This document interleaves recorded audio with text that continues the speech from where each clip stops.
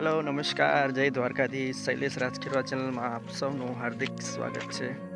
સવારનો ટાઈમ છે, સુરત દાદા નીકળી ગયા છે, પાછળ જોઈ શકો છો ને હવે આપણે છે ને અત્યારે તાણાની ભાઈઓ રહી ગઈ હતી બાંધવાની, એ બાંધવા માટે પાછા આવી ગયા છે એટલે સાડીઓ પતી ગઈ હતી, તમને બતાવું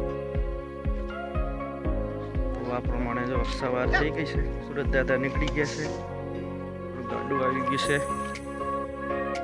બરત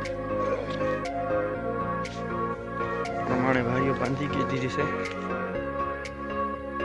આ સાડીઓ અમારા પ્રિન્સભાઈ હેલો થોડું ભાગ બાકી છે, 17-16 ક્યારા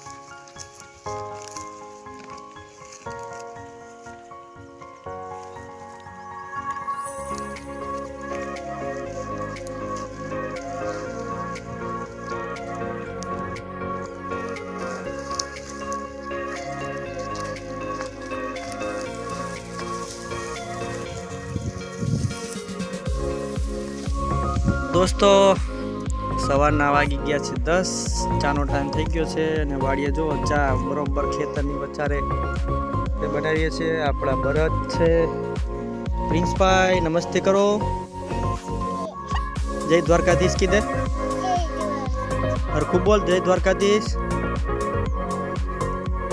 યાદ કરીને કીધે, જય શ્રી રામ કીધે।